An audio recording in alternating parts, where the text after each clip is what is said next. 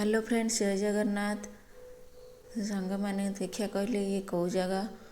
ये हूँ आंध्र प्रदेश बहुत ही सुंदर जगह जो कि विशाखापाटना अवस्थित, जार ना हूँ कैलाशगिरी। तो आम मैंने जाइलु टॉय ट्रेन द्वारा बुलिया को। ये दुई पार्श्वर भ्यू टे देखी नि सांग मैंने। बहुत ही सुंदर होता, बहुत ही सुंदर सुंदर गछ, सुंदर सुंदर पार्क थिला दुई पार्श्वर। तो आपण मैंने चाहिए रोप साहाଯ୍य जापरेंगे, ना टॉय ट्रेन साहाଯ୍य जापरेंगे। आम तो टॉय ट्रेन साहाଯ୍य जाइलु। तो सांग मैंने आम आसिकी शिव पार्वती प्रतिमूर्ति स्थापन होता से पहुँची। देखी नियंतु, बहुत ही सुंदर लगुच से मूर्ति। तापर आम आसी जाइलु भाईजागर सी बीच। भाईजागर सी बीच जावा बाटर एक सुंदर ही पार्क पड़ता, जो पिलाने टिके समय अटक खेलाखेली करते। देखु ये पार्क किसी व्यू को, बहुत ही सुंदर पार्क थिला।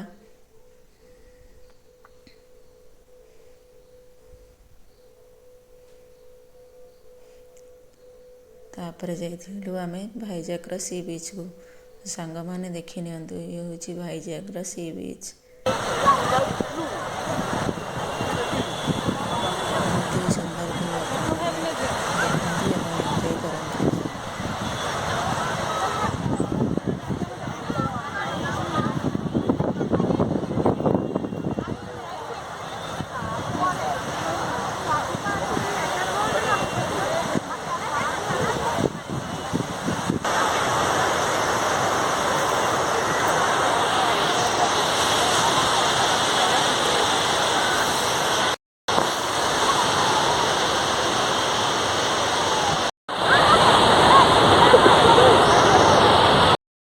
सांग मैंने देखी नियंतु, संध्या हो जाइथिला जितेबले सेतेबले केते सुंदर व्यू थिला।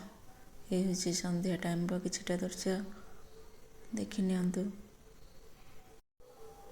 तो सांग मैंने तापरे आम आसी जाइलु राम नारायण टेम्पल, जहाँकि बहुत ही सुंदर टेम्पल थिला।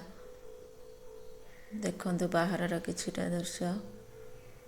तो ये Shri Hanuman light showing, laser light showing होता। तो आम गला बेलू लेट हो जाता। तो मो गेट बाहर थी किछटा दृश्य वीडियो करछि, आपण माने देख नियंतु। ये सांग माने देखंतु, ये हूँ लाइट शोइंग हनुमान।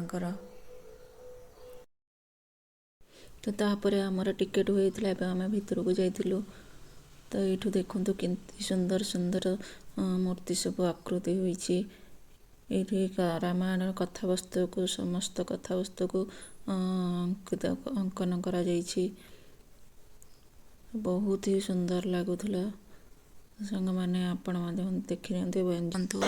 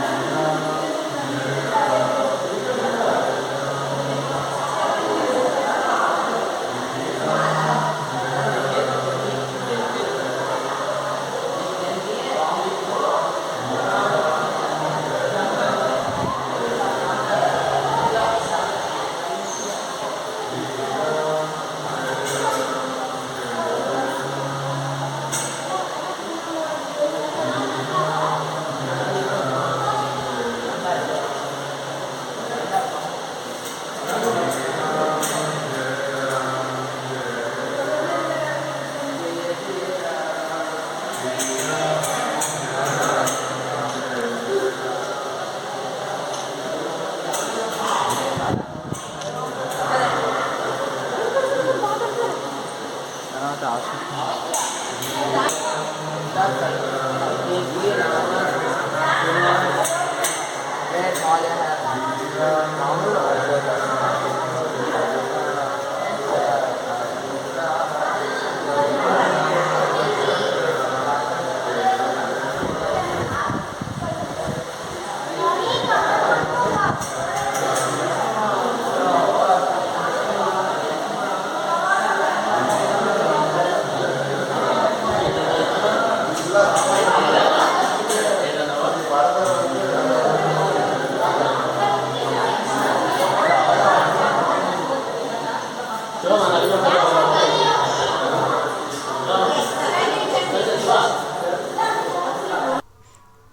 ସାଙ୍ଗମାନେ ଦେଖନ୍ତୁ, ଏ ହେଉଛି ଗୋଟେ ଗୁହାଳ, ମାନେ ଏଠି ଗୋମାତାଙ୍କୁ ରଖାଯାଇଥିଲା, ଯାଇକି ତା ଉପରେ ଚକ୍ର ଆକୃତିର ଲାଇଟ୍ ଶୋଇଂ କରିଥିଲେ, ବହୁତ ହି ସୁନ୍ଦର ଲାଗୁଥିଲା।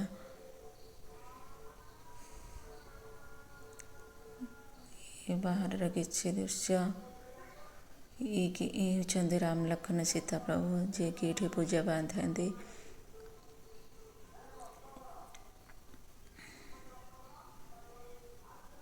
ଏ ବାହାରର କିଛିଟା ଭିଉ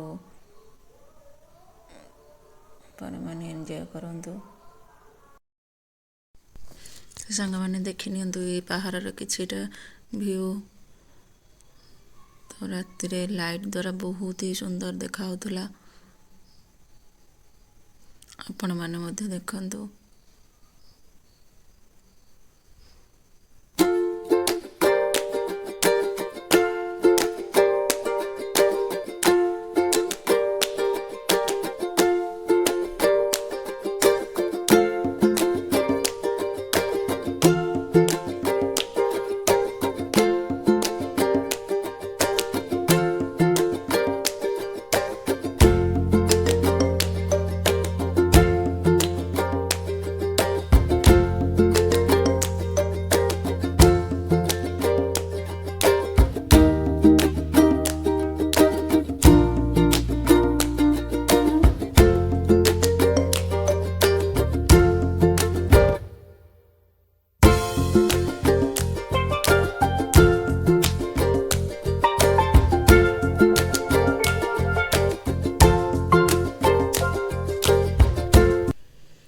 ତାପରେ ସବୁ ଲାଇଟ୍ ଉଭି ଯାଇଥିଲା, ଯେହେତୁ ଟାଇମ୍ ହୋଇଯାଇଥିଲା ତ ମନ୍ଦିର ବନ୍ଦ ହୋଇଯାଇଥିଲା। ତ ଆମେ ସମସ୍ତେ ବୁଲାବୁଲି ସାରି ଫେରି ଆସିଥିଲୁ, ପ୍ରସାଦ ସେବନ ମଧ୍ୟ ଏଠି କରିଥିଲୁ। ତ ସାଙ୍ଗମାନେ ଆପଣମାନଙ୍କୁ ଏଇ 3ଟି ଜାଗା ଭିତରୁ କେଉଁ ଜାଗାଟି ବହୁତ ଭଲ ଲାଗିଲା କମେଣ୍ଟ ଦ୍ୱାରା ଜଣାଇବେ। ରହିଲି, ଜୟ ଜଗନ୍ନାଥ।